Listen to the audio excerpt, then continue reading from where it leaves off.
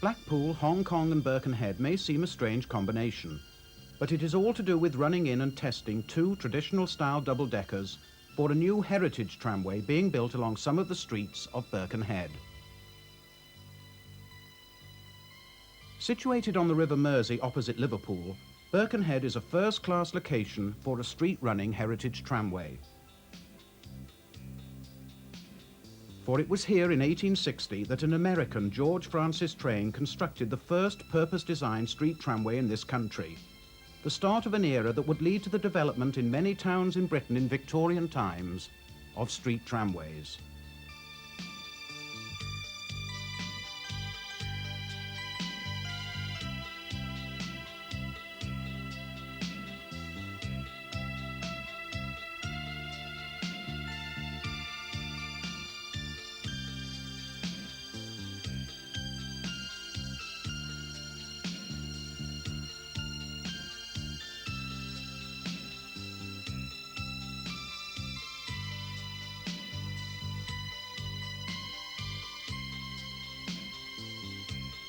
Before looking at the scene today, it is possible to capture something of the atmosphere of Birkenhead's first tramway era with the help of a film made in 1980.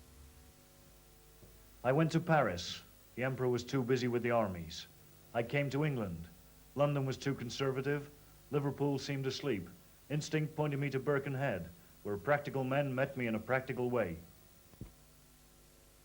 I was asked, will you take the risk? Yes. Will you pay all legal damages against the commissioners? Yes. Will you take up the rails in case of being a public nuisance? Yes. Will you repave the street at your expense? Yes. Well, you know, Mr. Train, we are businessmen representing a business community. What security will you give? £3,000. You shall have it today in sovereigns if you say so. Birkenhead, the 30th of August, 1860. This day at 10 o'clock saw the introduction in Birkenhead of the first purpose-designed tramway in Europe, a route that was to last 77 years, the full existence of the town's tramways. An American from Boston, George Francis Train, was responsible for its introduction in persuading the town commissioners to accept the experiment. Train, at that time only 31 years of age, was already a wealthy man when he saw the success of street railways in America and decided to try to introduce them into Europe. Other experiments had been tried, but the first purpose-designed tramway in the old world goes to Birkenhead. At that time, in 1860, Birkenhead was a new town on the western side of the River Mersey, opposite Liverpool. It was a go-ahead town, on the lookout for new ideas. It had long, straight roads, a magnificent square, and a park on which Central Park, New York, was to be based. First discussion on the tramway took place in March, after Train had canvassed many towns without success. The first sod was cut in July, and only 6 weeks later, the line was opened from the Woodside Ferry to the grand entrance of Birkenhead Park, a distance of 1.5 miles. People were then able to travel from Liverpool by ferry and then by horse tram for sixpence, a considerable sum in those days. With an eye to publicity, George Train held a grand banquet in Birkenhead on the opening day at the works of the car builder, Mr. Main. He invited all the crown heads of Europe, plus the Pope and Garibaldi. None of them came, but 350 people from towns throughout Britain, together with local dignitaries, did attend. A toast to the commissioners of Birkenhead, the only public body to have ventured to give the street railway its first trial, and to the noble Laird of Birkenhead, chairman of the commissioners. Mr. Train came to see me and explained he found it difficult to get street railways into the United Kingdom. I said, if you are satisfied this is a good thing, I will do all that I can to induce the commissioners to take it up. The commission agreed to first try the experiment, and if it failed, Mr. Train would restore the streets at his own cost. If it does succeed, it will be very beneficial to Birkenhead. I hope Mr. Train will meet the success, such as his enterprise deserves. 2 single-deck and 2 double-deck cars were constructed for the start of the line. The double-deck cars could accommodate 72 people at 8 miles per hour with 2 horses. At 1:30, the 4 cars, with a band on top of one, lined up at the ferry and took the guests to the banquet.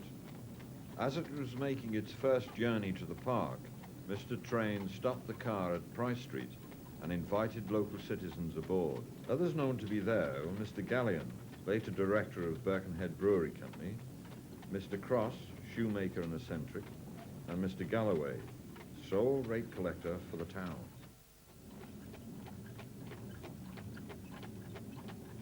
Birkenhead has today introduced free trade into locomotion. And is it popular? Go and ask the laboring men employed in making the road, in cutting the timber, in casting the iron. Go and ask the navvies who have so well earned my money if street railways are not a blessing to the community. With priority, with money, with the patent, and with the knowledge and having full confidence in my engineer, Mr. Pallas, who came endorsed to me from Philadelphia, I never turned to the right or to the left. The results you see today. I knew I had the most profitable idea of this generation. I have long believed the hare was making the second journey when the tortoise passed him during his siesta. Here are some of the innovations. The rail, the sleeper, the carriage opening at each end, the rules printed for drivers and conductors, bells on the harness but no blinders on the bridle, uniforms for the drivers and conductors, large horses, new style of banquet card, an order of toasts introducing the Prince of Wales and placing the press where they ought to be, up among the sovereigns.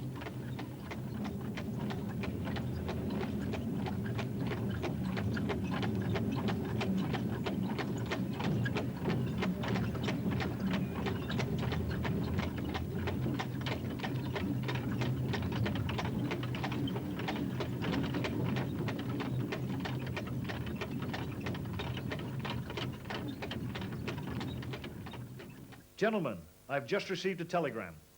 Up to 6 o'clock, 2,700 have paid fares on the street railway cars.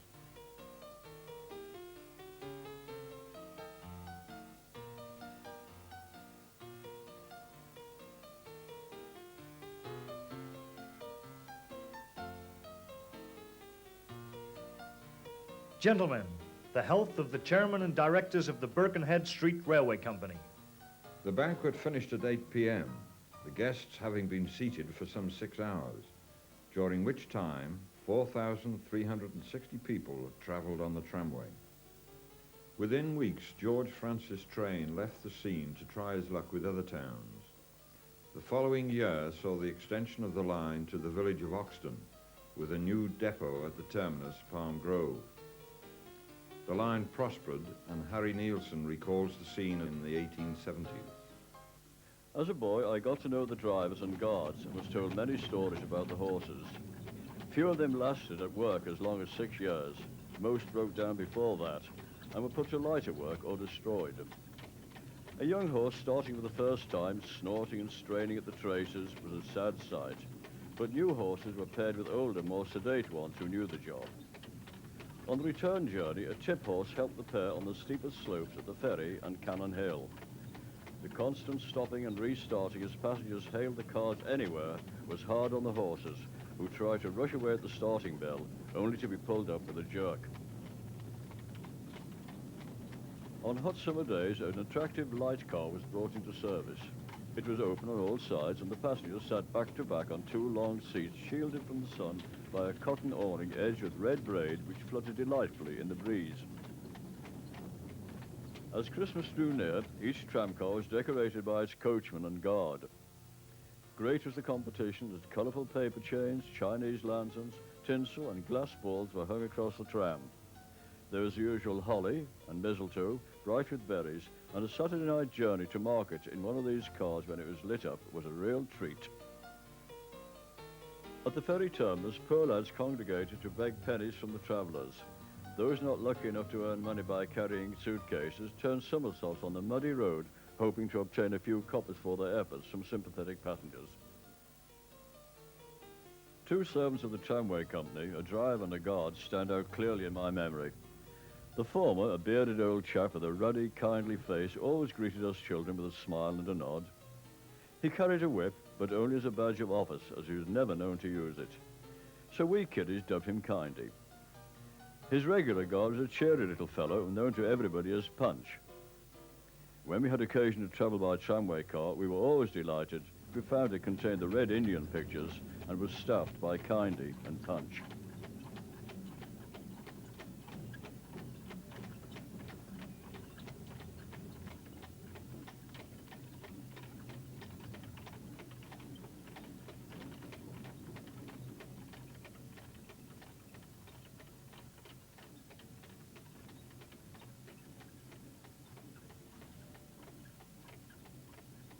In 1877, Birkenhead became a county borough, and as the town had increased in population, so had the tramways expanded.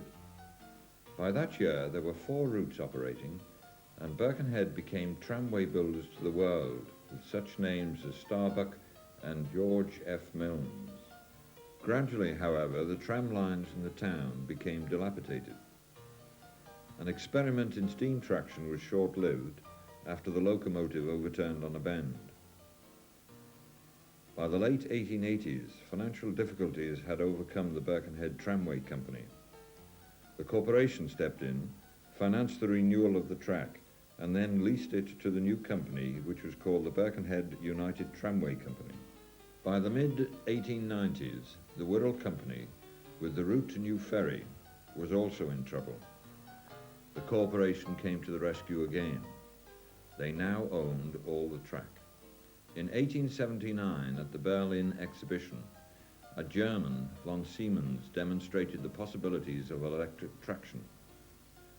Some British towns were not slow to follow this new idea, and electric trams were running in this country within a few years. Blackpool was the first in 1885. Birkenhead, however, who had been first in the field with horse traction, slumbered on, and was one of the later towns to adopt electricity. An attempt was made to arouse it into appreciating this new idea. Mr. Ross, another American, tried to persuade the corporation to sell the track for the development of electric traction. The corporation were unwilling to do this, and in 1897 they were given the authority to construct and operate their own electric tramway system when the Birkenhead Corporation Act was passed. The horse era was at an end. In February 1901, the new ferry route, which was largely independent of the rest of the system, changed to electricity. This was the first route to do so, and it linked with other routes operating horse buses.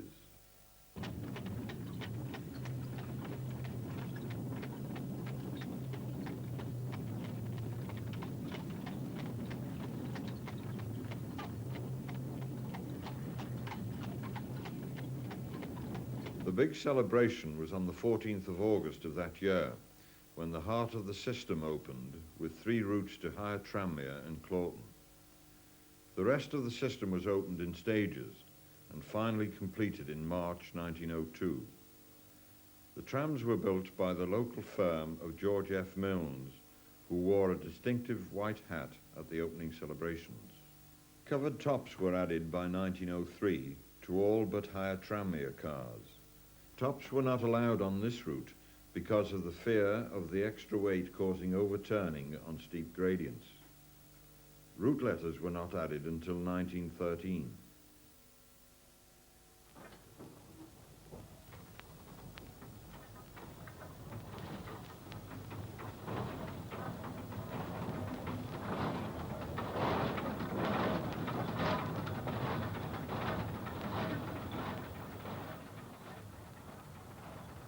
I well remember the mecca for every tram was Woodside Ferry, where they all waited in their respective sidings for the berthing of the steamer from Liverpool, when crowds poured from the entrance towards the waiting trams.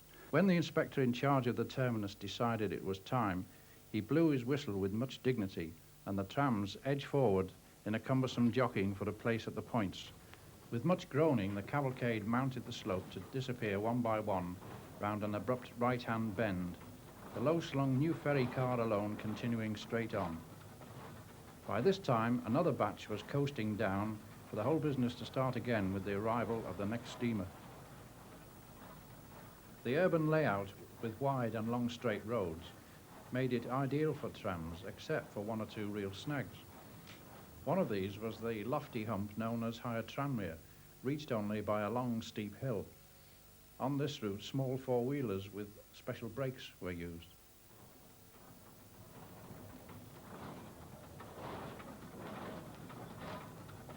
The other drawback was the low bridge across the main Chester Road on the new ferry route. For some reason, no attempt was made to raise the level of the bridge or lower the road. Special single-deckers were used, though in later years an upper deck was contrived. The load trams were both an eyesore and purgatory to ride in or on.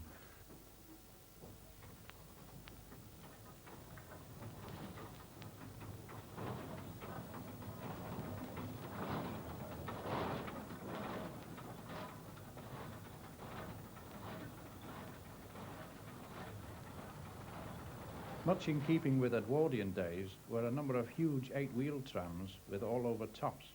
Bogies with large diameter wheels meant that even downstairs one seemed as high above rail level as in a railway carriage. The steep steps to the platform were a real problem, especially when hobble skirts became in vogue. The drivers and conductors called these cars dreadnoughts. What an appalling noise these cars made, especially on sharp corners, where you could lean out of the upper deck windows and see a considerable proportion of the bogies protruding from the base of the lofty tram side.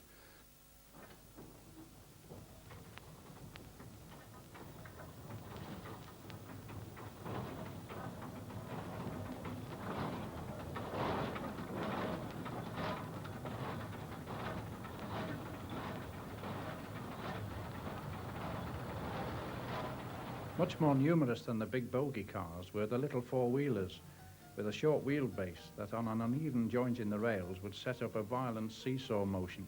Drivers on the higher tramway route were in a perpetual state of motion in the vertical plane as well as the horizontal. A line of moving trams could be seen looking like a string of small craft in a rough sea. One habit of trams I learned to dread was their knack in wet weather of giving one a smart electric shock on grasping the brass handrails at the steps.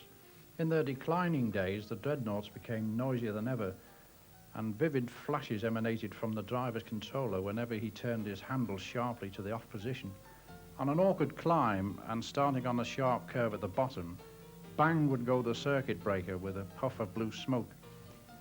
The driver then had to jam on his brakes and turn round to reset the breaker, which was unsportingly placed just beyond his reach. If in luck, the tram would slowly moan its way up the hill. The Prenton route had its biggest patronage on Saturdays when Tramway Rovers had a home match. Every variety of tram was pressed into service. The approach of three-quarter time would be signalled by the appearance outside Prenton Park of a string of empty trams, and their crews lost no time in reaching the top decks to catch a free glimpse of the final moments. On one occasion, the ball was lofted over the goal, and a notable stout driver caught it and bowed in several directions, much to the delight of the crowd. When electric traction was introduced, the fares were reduced considerably, and 4 times as many passengers travelled on the new ferry route. In the early days, Birkenhead was a fairly compact town, easily supporting its 6 tram routes. But in spite of their popularity, there was a threat on the horizon: the bus. In 1919, the corporation bought its first 5 buses. These had increased to 20 within 4 years. These new vehicles linked at various points with the tramways. Time, however, was taking its toll. The tram rails were beginning to wear out and the trams were being neglected. Their heyday had passed and the bus was to come to the fore. The first tram route, the one to Palm Grove, closed in 1925. 6 years later, when the new ferry route ceased, a nostalgic touch was provided when Mr. Edam drove the last tram. He was the man who had piloted the first horse car on this route in 1874.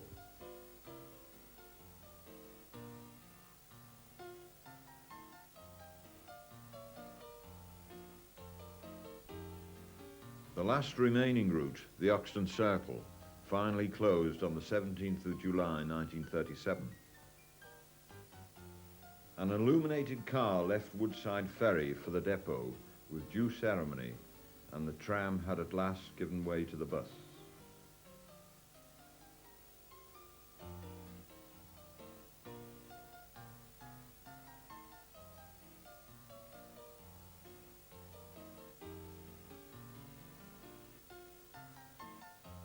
120 years have gone by since George Francis Train stopped the tram on its first journey to the park and asked local dignitaries to step aboard to be rendered immortal in the early days of photography. The last tram left over 40 years ago, but their memory lingers on with the help of a few transport enthusiasts. Tom Turner has collected over 200 photographs of Birkenhead's tramway era and shows fellow enthusiast and collector Tom Lawson part of his collection.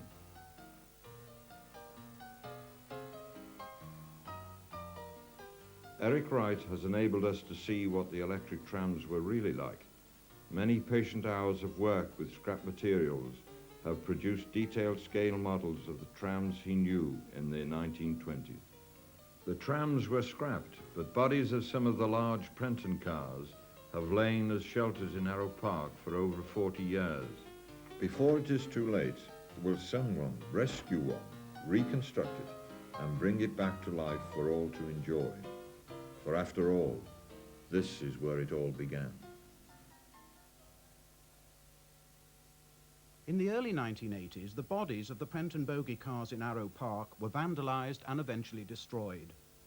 The nearest equivalent in design and shape in operation today is the refurbished Bolton tram number 66, which operates in Blackpool. Charles Rycroft was a